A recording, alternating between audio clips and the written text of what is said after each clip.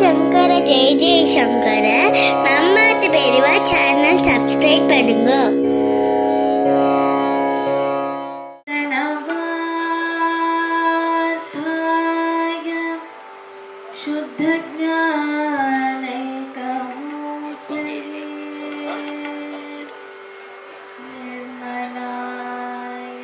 அடுத்ததாக திரவிய பவுடர் தட்சிணாமூர்த்தயே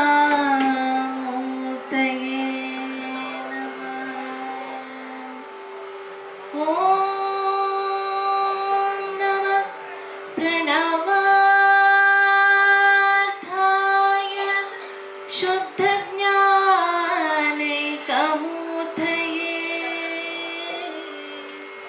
நிர்மலாய பிரசாந்தாய தட்சிணாமூர்த்தயே நமः. सदाशिव सदारम्भं शंकराचार्य अस्मदाचार्य पर्यन्तं वन्दे गुरुपरम्परां. श्री गुरुभ्यो नमः.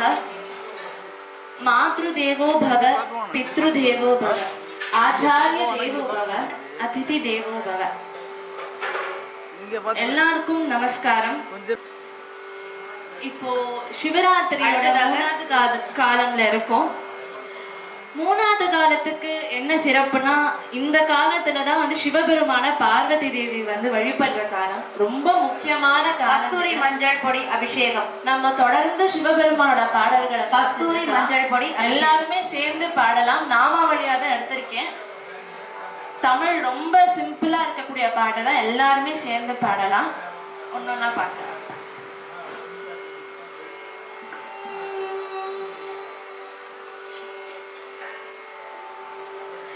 நலம் தரும் நாயகனே நவசக்தி விநாயகனே,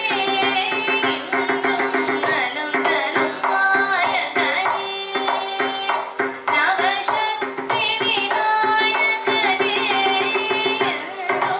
நலம் தரும் நாயகனே நவசக்தி விநாயகனே,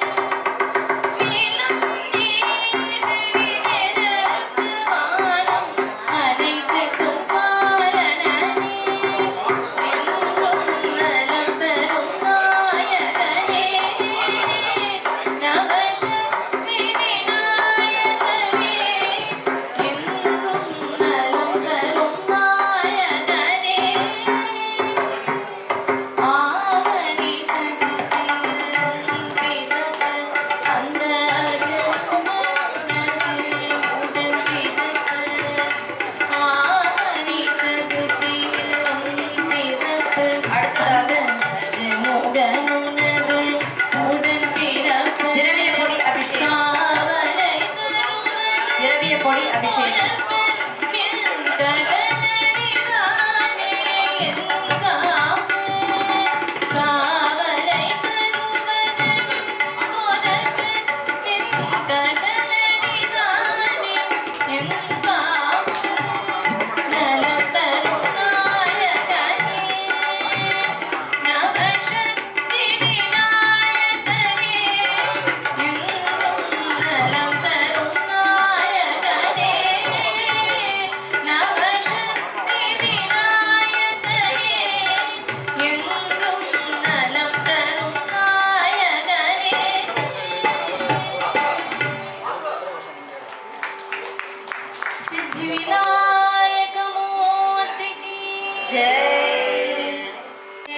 ஹர ஹர மகாதேவா.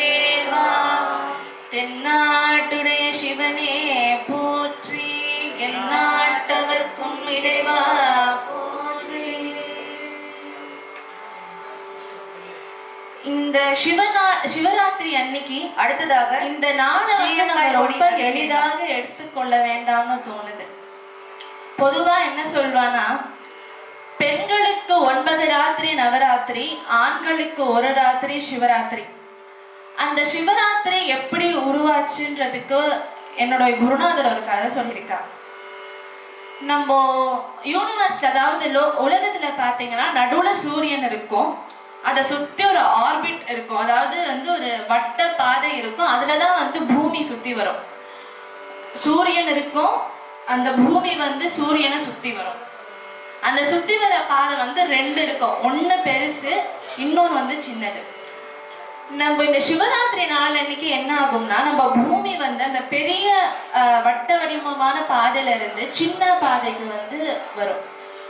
இப்போ இந்த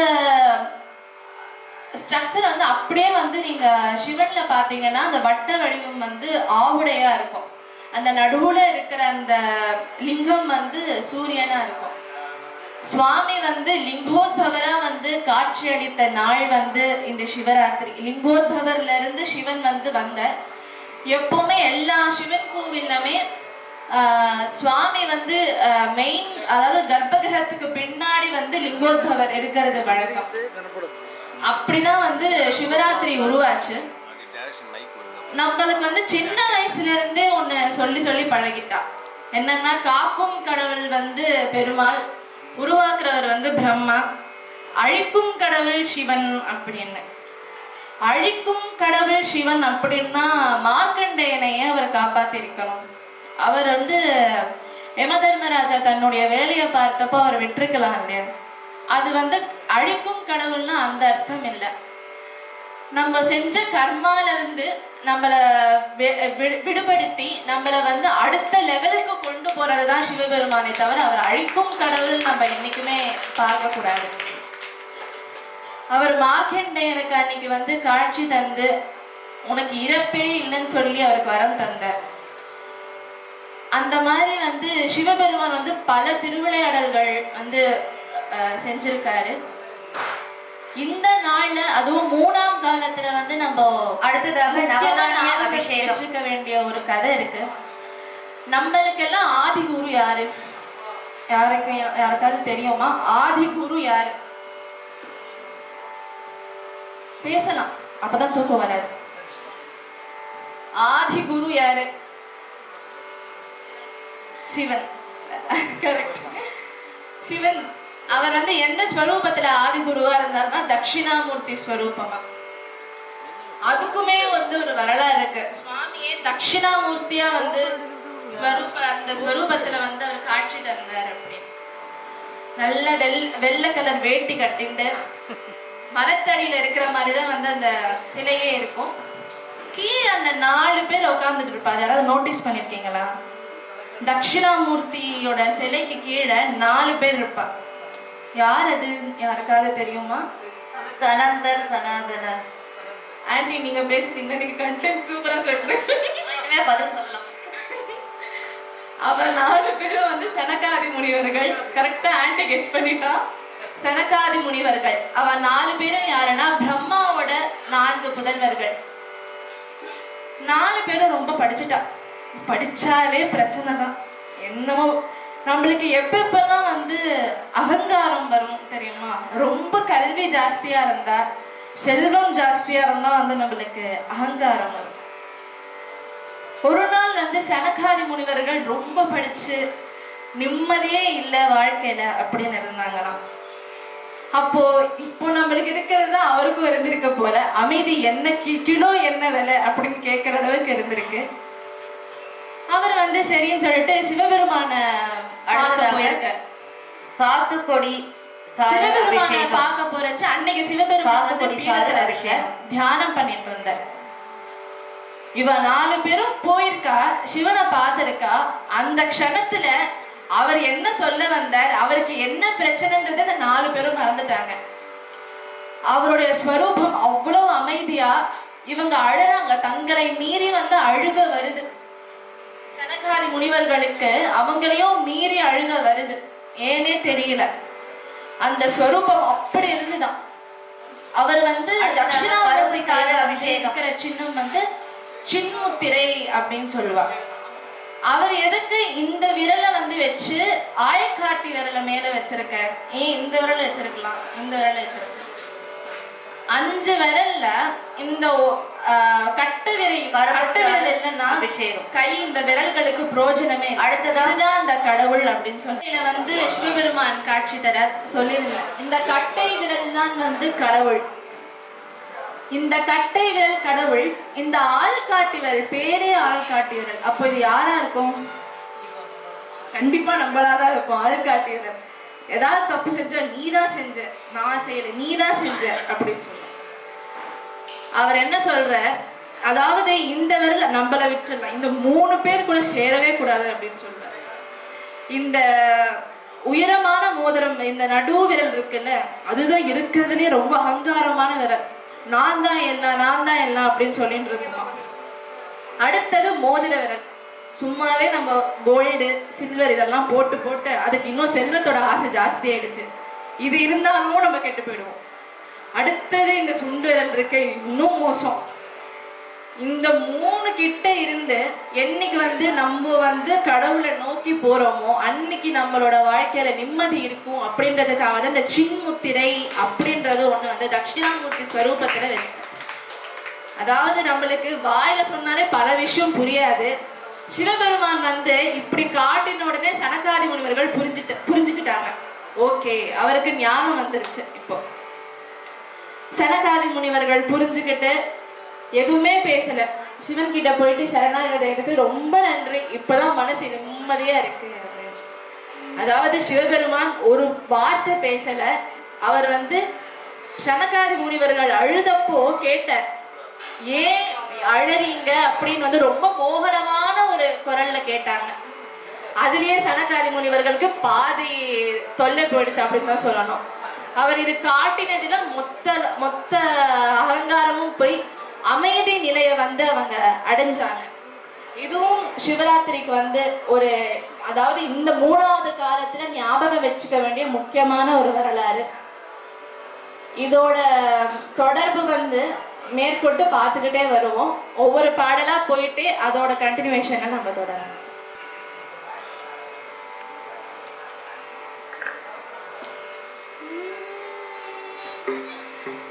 சிவபெருமான் ஆதி குரு அப்படின்னு சொல்லியிருந்தேன் இல்லையா, திரும்ப குறுக்கிடுறதுக்கு மன்னிக்கணும். குரு அப்படின்னு வந்து ஏன் நம்ம குரு ஏன் முக்கியத்துவம் தரணும்? மாதா பிதா குரு தெய்வம்.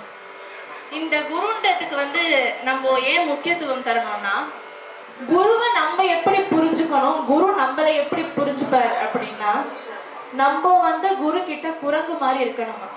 குரங்கோட குழந்தை வந்து அம்மாவை ரொம்ப கெட்டியா பிடிச்சுக்கோ. மரத்தை விட்டு மரம் குரங்கு தாவிட்டே இருக்கிறச்சே அந்த சின்ன குரங்கு வந்து அம்மாவை விடவே விடாது, அவ்வளவு கெட்டியா பிடிச்சிருக்கும். அந்த மாதிரிதான் நம்ம குரு கிட்ட இருக்கணும். இதை நம்ம பண்ண குரு நம்ம கிட்ட எப்படி இருப்பார் தெரியுமா? பூனைக்குட்டியை வந்து தன்னுடைய குட்டையை வந்து இடம் மாத்திக்கிட்டே இருக்கும்.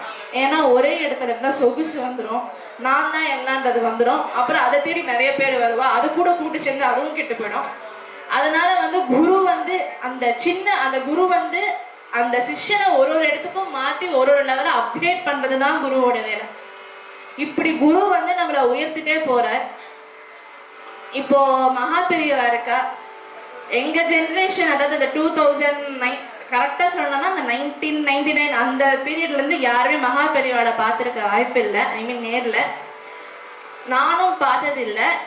என்னுடைய குரு சொல்லி கொடுத்த கீர்த்தனையில இருந்துதான் நான் வந்து மகா பெரியவாட பத்தி தெரிஞ்சுக்க ஆரம்பிச்சேன். அது கொஞ்சம் கொஞ்சமா டெவலப் ஆகி பெரியவா வந்து என் கூட டிராவல் ஆகிற அளவுக்கு வந்து பெரியவா எனக்கு பாக்கியத்தை கொடுத்துருக்காருன்னு தான் சொல்றோம். ஒரு தடவையும் அதிர்ஷ்டானம் போறச்ச பெரியவா ஏதோ ஒரு விதத்துல வந்து ஏதோ ஒன்று சொல்றதா தான் நான் நினைச்சிருப்பேன். இன்னி வரைக்குமே நான் ஸ்ரீமடத்துக்கு போனா கரெக்டா ஒரு 2 மணி நேரம் 2.5 மணி நேரம் நானே பாடிடுவேன். அதை கச்சேரி மைக் இருக்கோ இல்லையோ, யார் கேட்கிறாளோ இல்லையோ, ஃப்ரெண்ட் ரோல உட்காந்து அது எப்படியோ ஒரு வாய்ப்பு வந்துடும். யாருன்னே தெரியாது, வந்து கூப்பிட்டு பாடுமான்பா. அவளுக்கு எப்படி நான் பாடுவேன்றது தெரியணும் தெரியாது. அந்த ஒவ்வொரு நேரமும் அந்த 2 மணி நேரம் பாடிட்டு அந்த ஹாரதியை பார்க்கறச்சே அது சொல்லவே வார்த்தையே இல்லை. அப்படியே அந்த ஒரு தடவையும் பாடுறச்ச என்னன்னா அந்த கரெக்டா பாடி முடிப்போம், அந்த கதவு தெருப்பா, அப்போ அந்த ஆரத்தி சத்தம் அந்த ஒளியில பெரியவா தெரிகிறச்ச அதோட சுகமே ரொம்ப தனி. அப்படி பெரியவாளை பார்க்காம நான் வளர்ந்தேன், அவரோட அனுபவங்களை கேட்டு மட்டுமே வளர்ந்தேன். எனக்கு வந்து பெரியவா நிறைய பண்ணிட்டே இருக்கா. என்னோட வாழ்க்கையில நடக்கிற ஒவ்வொரு அசைவுக்கும் பெரியவா காரணம். என்னுடைய குருநாதர் எனக்கு சொல்லி கொடுத்தது இதுதான், வைக்கிற நம்பிக்கையை விடாம நீ போறத நோக்கி நீ போய்கிட்டே இருக்கணும், அப்பதான் வந்து அவரும் நம்மளுக்கு ஹெல்ப் பண்ணுவார்.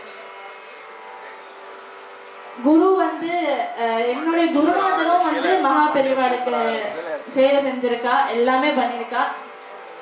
அவங்களும் வந்து எனக்கு வந்து அவ எப்படி பெரியவா கிட்ட இருந்தான்றதை எனக்கு சொல்லி, அதாவது நான் வந்து கிட்டத்தட்ட பெரியவா கிட்ட இருந்திருந்தா எப்படி இருந்திருக்கும்ன்ற அளவுக்கு யோசிக்கிற நிலைமைக்கு என்னுடைய குருநாதர் வந்து என்னை இன்னைக்கு கூட்டி நான் இங்க நிறுத்தி வச்சிருக்கேன்.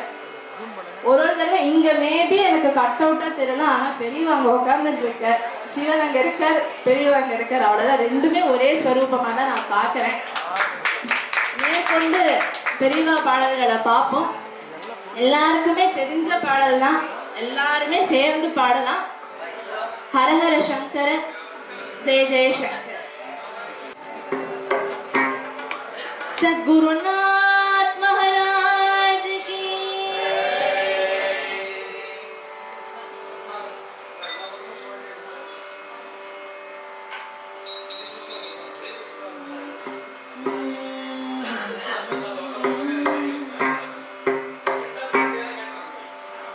விழி கிடைக்குமா, அபயக்கரம் கிடைக்குமா, விழி கிடைக்குமா, அபயக்கரம் கிடைக்குமா, விழி கிடைக்குமா, அபயக்கரம் கிடைக்குமா, விழி கிடைக்குமா, அபயக்கரம் கிடைக்குமா, குருநாதன் சரணத்தில் நீ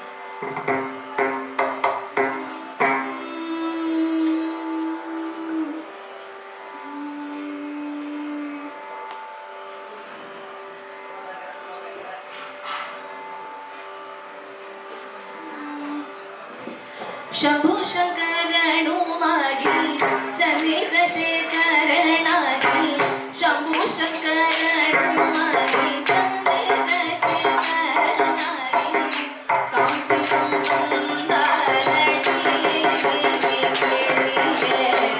जगद्गुरु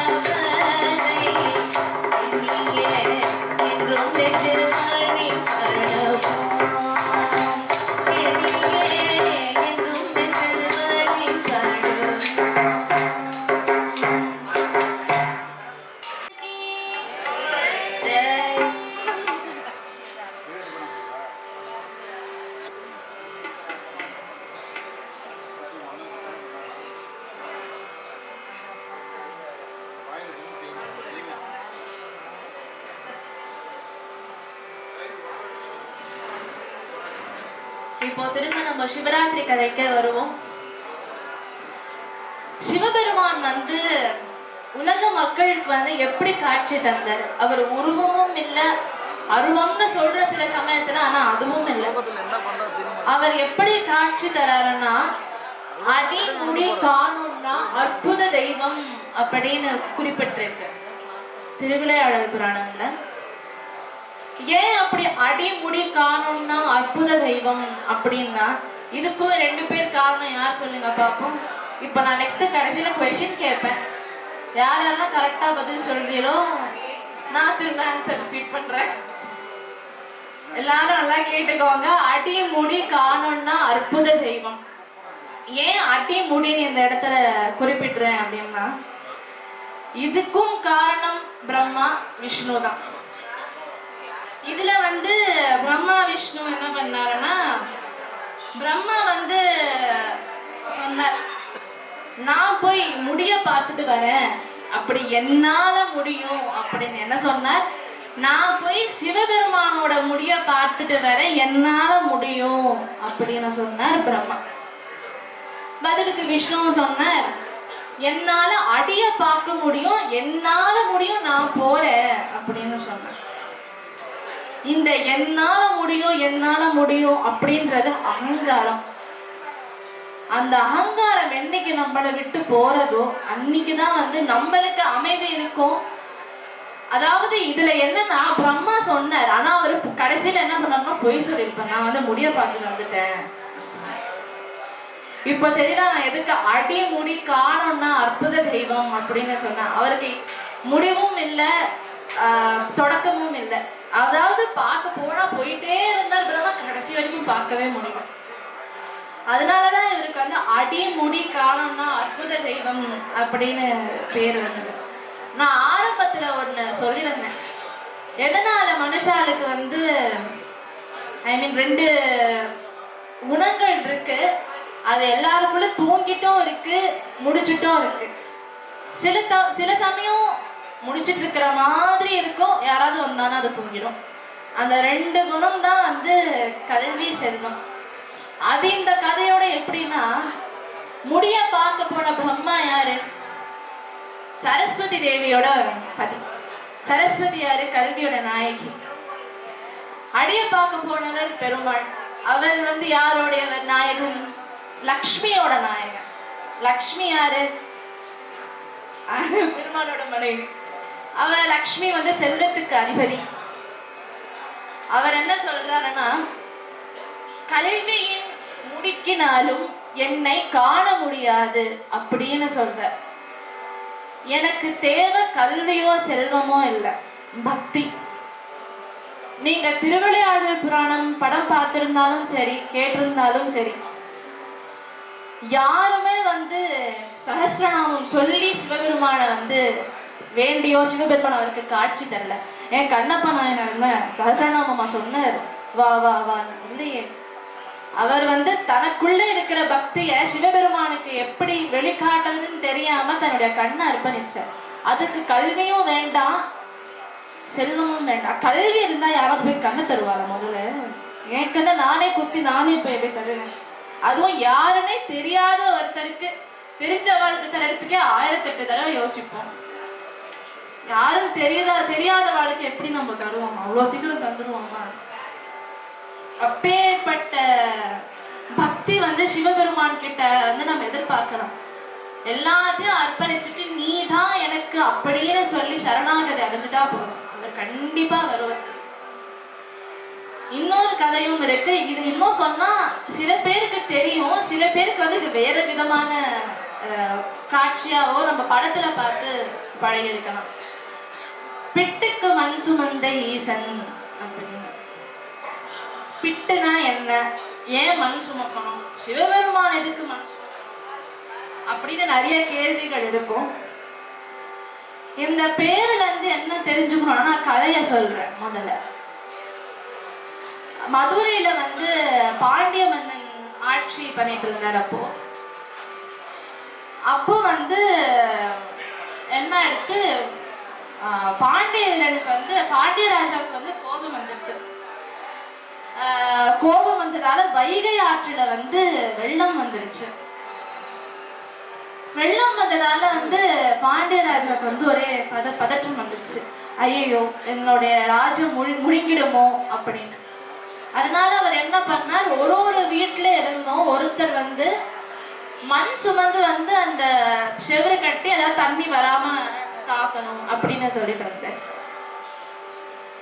இதுல வந்து அந்த ஊர்லயே வைகை ஆற்றுதான், மதுரையிலேயே வைகை ஆற்றுக்கு அடுத்ததாக பேரிச்சம்பழம் அபிஷேகம். பந்தி பாட்டி அப்படின்னு ஒரு முதிர்ந்த கிழவி இருந்தான். தோல் சுருங்கி முடியெல்லாம் நரைச்சு சிவபெருமான் மட்டும்தான் தன்னுடைய வாழ்க்கைன்னு வாழ்ந்துட்டு இருந்தான். அவளுக்கு என்ன டெய்லி, அதாவது தினசரி அவளுக்கு என்ன வேணும்னா பிட்டு. பிட்டுன்னா நிறைய பேருக்கு என்ன தெரியுமா? பிட்டு பிட்டு சொல்லுங்க, கரெக்ட் தான் சொல்லுங்க. பிட்டுனா யாருக்கா ஐடியா இருக்கா? எக்ஸாம் பிட்டு இல்ல, அது பிட்டு. இது வந்து புட்டு. அம்மா பதில் சொன்னா கண்டென்ட் பேசுறேன்.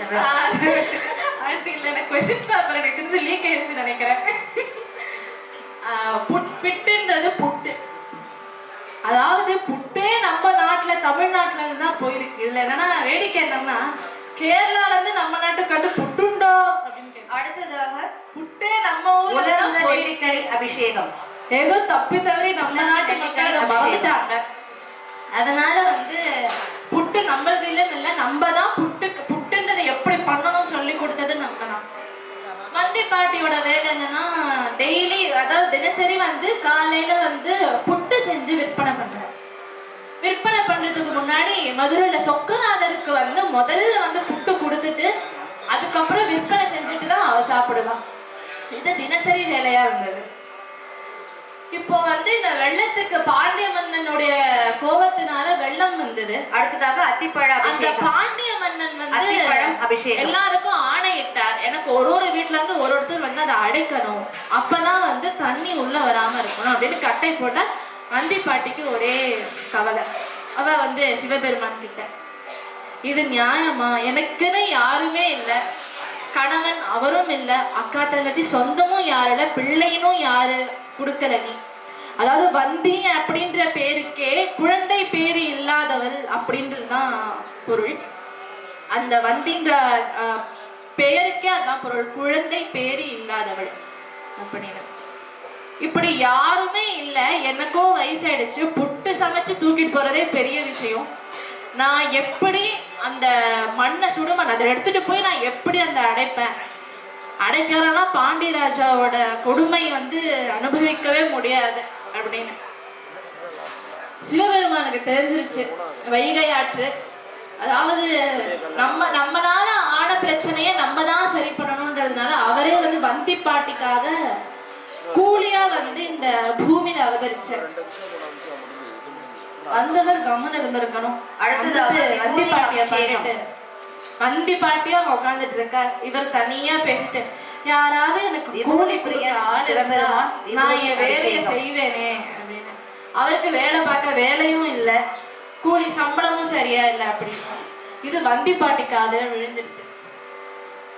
வந்தி பாட்டி, அப்பா நீ வா, எனக்கு வந்து நான் உனக்கு என்கிட்ட உனக்கு கொடுக்கறதுக்குன்னு ஒண்ணுமே இல்லை. அதாவது சிவபெருமான் அது தெரியாது. அவருடைய தோற்றம் எப்படின்னா, கிழிஞ்ச ஆடை போட்டு கோடாரி கையில, கோடாரி இல்ல இந்த மண்வெட்டி கையில வச்சுட்டு இருந்தார். அதுவும் எப்படின்னா அந்த முனை வந்து ரொம்ப துருப்பிடிச்சு போன மாதிரி இருக்கும். அதுல இருந்து அவர் என்ன சொல்றாருன்னா, எனக்கு வேலையே செய்யல, நீங்க தான் வேலை தரணும் அப்படின்றத வந்து ஒரு சிம்பாலிக்கா சொல்றாரு.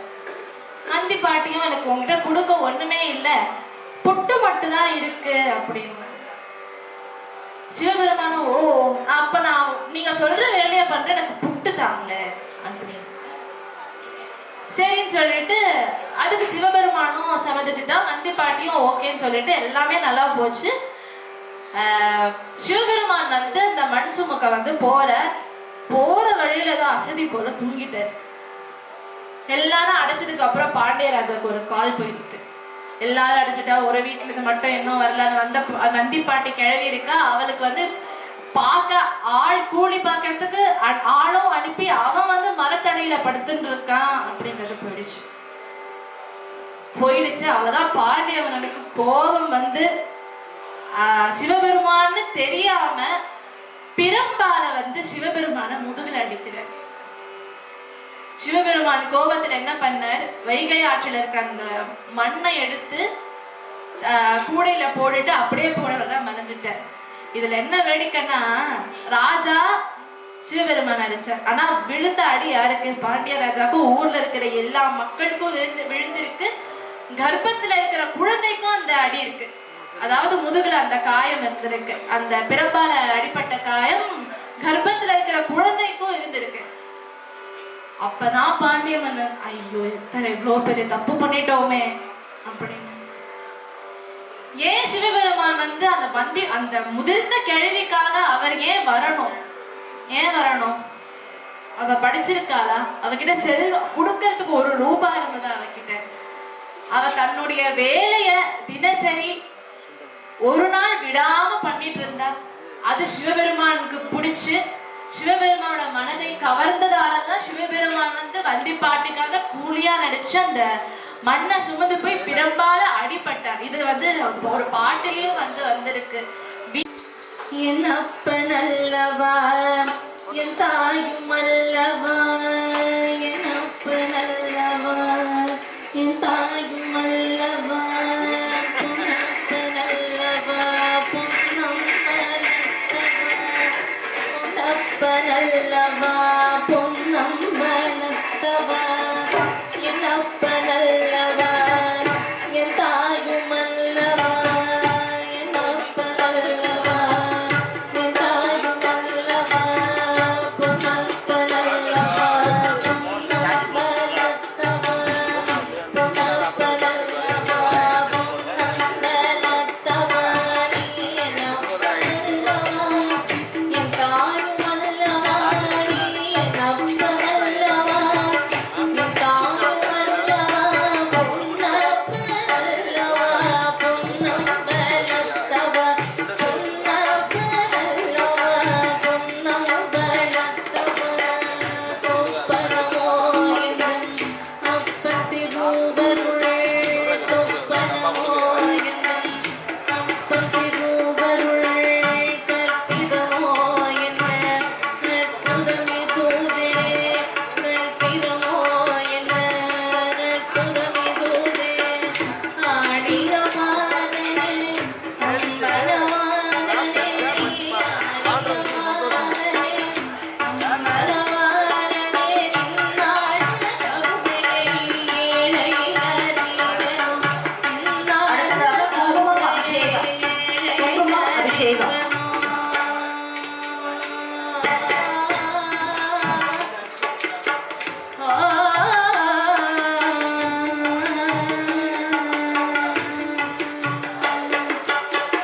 என் அப்பன் அல்லவா, என் தாயும் அல்லவா, என் அப்பன் அல்லவா, என் தாயும் அல்லவா, பொன்னப்பன் அல்லவா, பொன்னம்பனத்தவா, நீ பொன்னப்பன் அல்லவா, பொன்னம்பனத்தவா, நீ என் அப்பன் அல்லவா, தாயும் அல்லவா, நீ என் அப்பன் அல்லவா, தாயும் அல்லவா, பொன்னப்பனத்தவா, பொன்னம்பனத்தவா,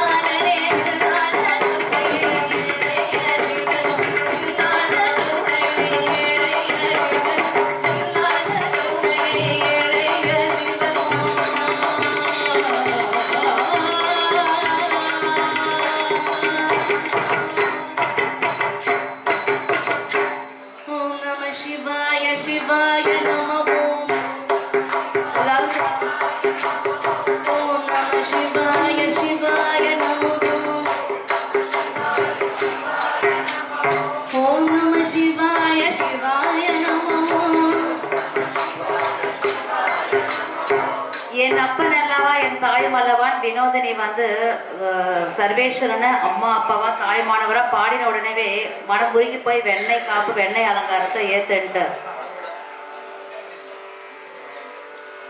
ஓம் நம சிவாய சிவாய நமோ ஓம் நம சிவாய சிவாய நமோ ஓம் நம சிவாய சிவாய நமோ ஓம் நம சிவாய சிவாய நமோ ஓம் அடுத்ததாக கடல் நீர் அபிஷேகம் கடல் நீர் அபிஷேகம் ஓம் நம சிவாய சிவாய நமோ ஓம் நம சிவாய சிவாய நமோ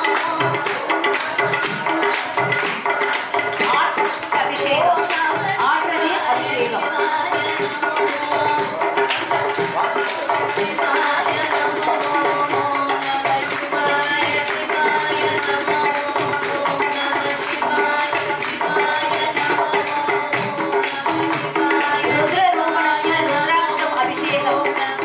ருத்ராட்சம் அபிஷேகம் ருத்ராட்சம் அபிஷேகம்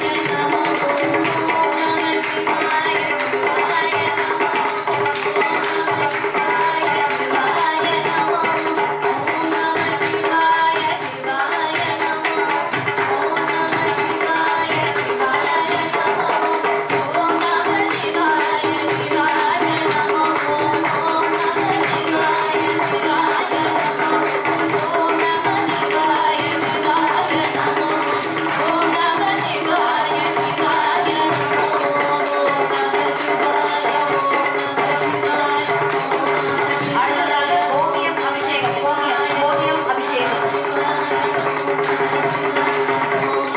நீர் அபிஷேகம் ருத்ராட்ச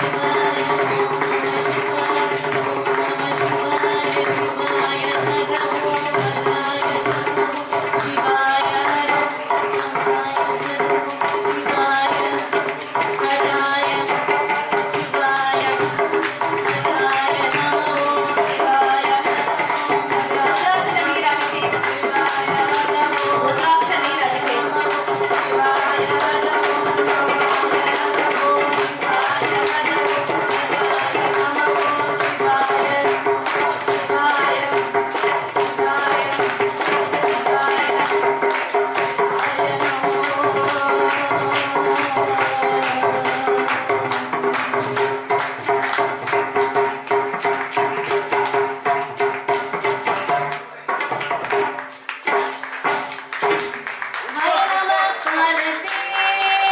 பெரியவாவை வந்து எவ்வளோ அலங்கார ஸ்வரூபமா பார்த்துட்டு இருக்கோம். எவ்வளோ அழகா நகை போட்டுண்டு அப்படியே சாட்சாத் அம்பாள் ஸ்வரூபமா இங்க உட்காந்துட்டு இருந்தோம். அதாவது சிவன் இருக்கார், சக்தி எங்கன்னு தேட வேண்டும். இதோ இருக்கார், சக்தி தான் இவர், சிவனும் இவர், சக்தியும் இவர், பெரியவாளும் இவர். அவ்வளவுதான், சர்வமும் இவர். நீர் அபிஷேகம் நம்ம வந்து பெரியவாளை இப்படி பாக்குறோம். நீர் அபிஷேகம் பிரதோஷமாமா வந்து பெரியவாளை வந்து பார்த்துக்கிட்டே இருந்திருக்காரு. அவரும் ரொம்ப நாளையா பார்த்துட்டே இருந்திருக்காரு. அவர் என்ன பார்த்தாருன்றத அவ்வளவு அழகா எழுதியிருக்காரு. தென்னா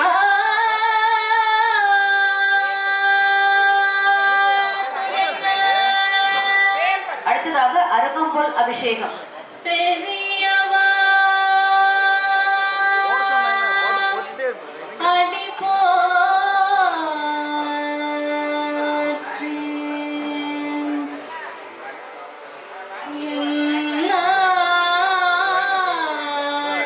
எந்நாட்டவர்க்கும் இறைவா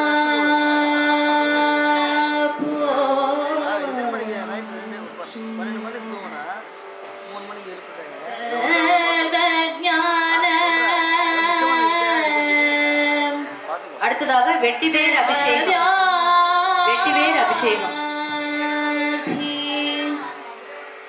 பெரியவா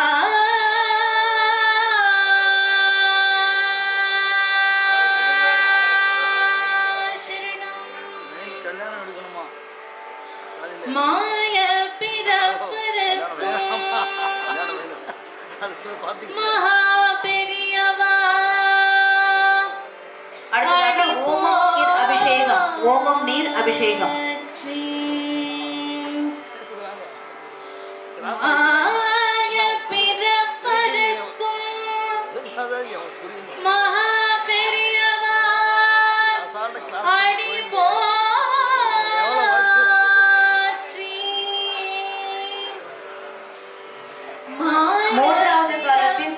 அபிஷேகம் தேன் அபிஷேகம் தேன் அபிஷேகம்.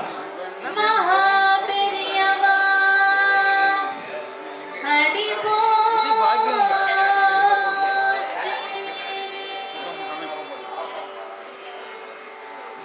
பார்த்துக்கிட்டு இருக்க தோணுது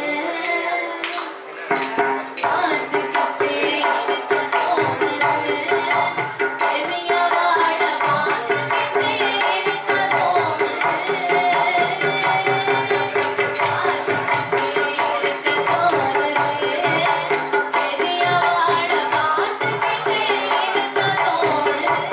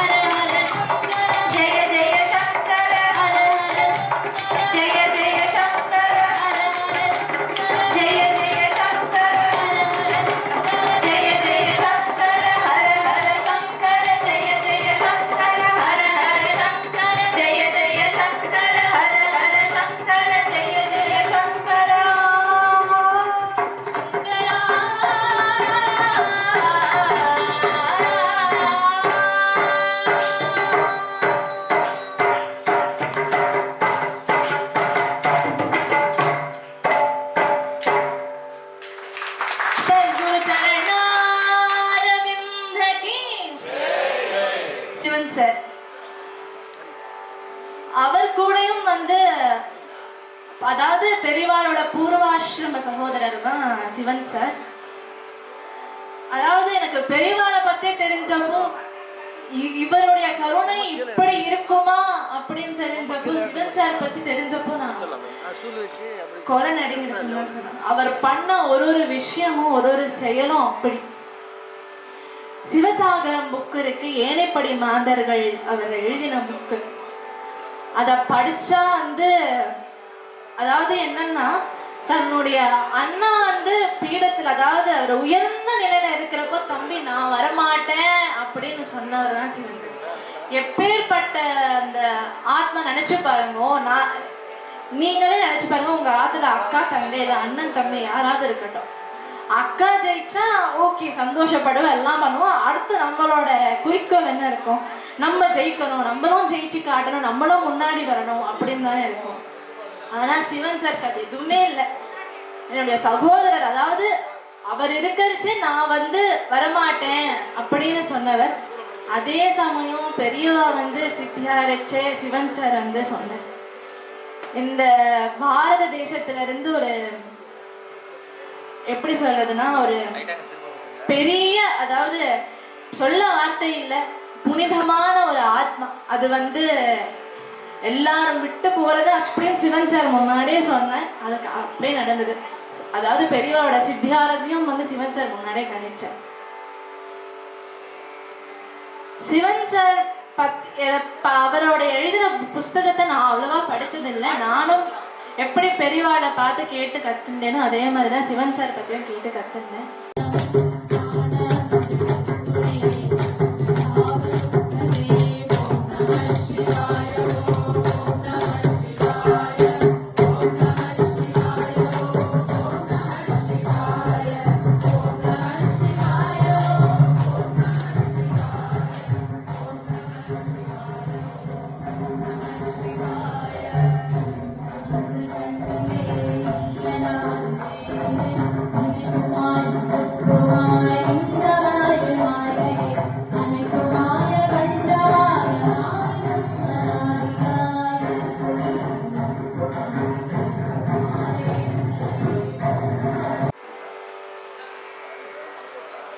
எதேச்சியா நடக்கக்கூடிய சில விஷயங்கள் வந்து மனசுக்கு ரொம்ப நெருக்கமா இருக்கும். அந்த மாதிரி விஷயங்கள் தான் இருக்கும்.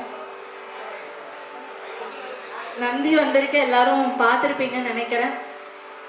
கரெக்டா நம்ம அப்பதான் பெரியவா பாட்டு பாடி பிரதோஷ சங்கர பிரத்யக்ஷ சங்கரன்னு சொன்னா பிரதோஷ இது கிடைச்சிட்டு.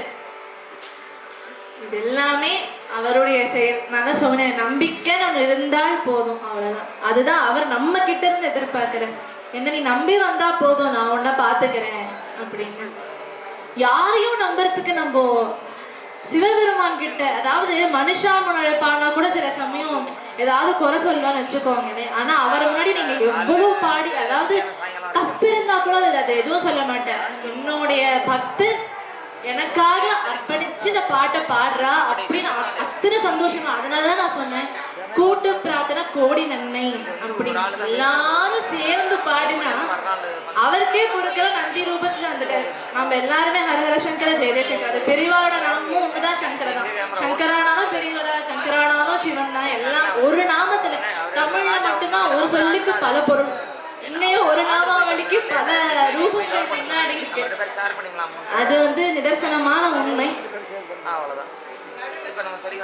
சிவன் சார் பத்தி பார்த்துட்டு இருந்தோம். அத சிவன் சார கூட வந்துட்டாரு நினைக்கிறச்சு எனக்கு இன்னும் ரொம்ப சந்தோஷமா இருக்கு. ஒரு நாள் அப்படிதான் ஆத்துல கொழு வச்சிருந்தோம். பெரியவாளையும் குலதெய்வம் வந்து நாங்க பெருமாள் தான் எங்களுக்கு குலதெய்வம். பெருமாள், அப்புறம் பெரியவா, அப்புறம் சிவன் சார் 3 பேரையும் வந்து முதல்ல எல்லாரையும் அழைக்கிறதுக்கு முன்னாடி குரு அப்புறம் குலதெய்வத்தை அழைக்கிறது வழக்கம். நாங்க வந்து முறைப்படியா குங்குமம் வச்சு எல்லாமே அழைச்சோம்.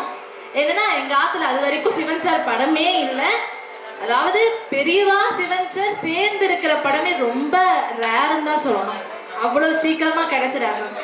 போன வருஷம் குருவுக்கு எனக்கு அந்த பொம்மை கிடைச்சனால வாங்க முடியாத ஒரு நிலைமை. அதாவது என்ன ஆச்சுன்னா, அயோத்தியா மண்டபத்துல வந்து என்னோட ஸ்கூல் மூலியமா நான் பாடிட்டு இருந்தேன்.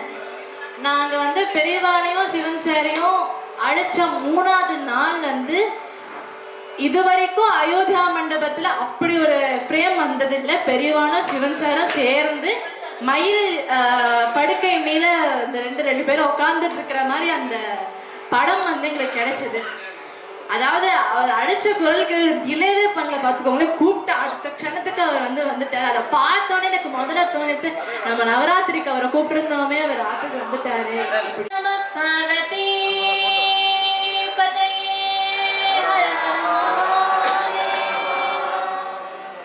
தென்னாட்டுடைய சிவனே போற்றி, தென்னாட்டவர்க்கும் விரைவா போற்றி.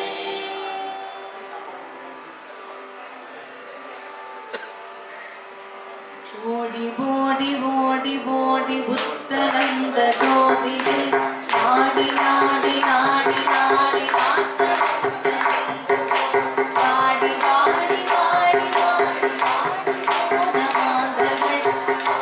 கோடி கோடி கோடி நிறைந்த கோடியே ஓம் நம சிவாய ஓம் நம சிவாய ஓம் நம சிவாய ஓம் நம சிவாய ஓம் நம சிவாய ஓம் நம சிவாய ஓம் நம சிவாய ஓம் நம சிவாய. என்னிலே இருந்த ஒன்று யான் அறிந்ததில்லையே, என்னிலே இருந்த ஒன்றை யான் அறிந்த கொண்டேன், என்னிலே இருந்த ஒன்றை யான் காண வல்லரோ, என்னிலே இருந்திருந்து யான் கண்டு கொண்டேனே. ஓம் நம சிவாய ஓம் நம சிவாய ஓம் நம சிவாய ஓம் நம சிவாய ஓம் நம சிவாய ஓம் நம சிவாய ஓம் நம சிவாய ஓம் நம சிவாய. ஞானதேது நீயதேது நின்றதேதடா, போனதேது குருவதேது கூறிடும் குலாமதே, ஆவதேது அழிவதேது அற்புதத்தில் அற்புதம், ஈனதேது ராம ராம ராம என்ற ராமனே. ஓம் நம சிவாய ஓம் நம சிவாய ஓம் நம சிவாய ஓம் நம சிவாய ஓம் நம சிவாய ஓம் நம சிவாய ஓம் நம சிவாய ஓம். அஞ்செழுத்திலே பிறந்து அஞ்செழுத்திலே வளர்ந்து அஞ்செழுத்தை ஓதுகின்ற பஞ்சபூத பாவிகள், அஞ்செழுத்தில் ஓரெழுத்து அறிந்து கூட வல்லிதே, அஞ்சல் அஞ்சல் என்ற நாடுமே. ஓம் நம சிவாய ஓம் நம சிவாய ஓம் நம சிவாய ஓம் நம சிவாய ஓம் நம சிவாய ஓம் நம சிவாய ஓம் நம சிவாய ஓம் நம சிவாய. அது கண்கள் சந்திரன் வலது கண்கள் சூரியன், இடக்கு சங்கு சக்கரம் அடுத்தை கூடவானும், எடுத்த கால நீர்முடி திசைக்கும் அப்புறம் உடல் கலந்து நின்ற மாயம் ஆனந்தரும். ஓம் நம சிவாய ஓம் நம சிவாய ஓம் நம சிவாய ஓம் நம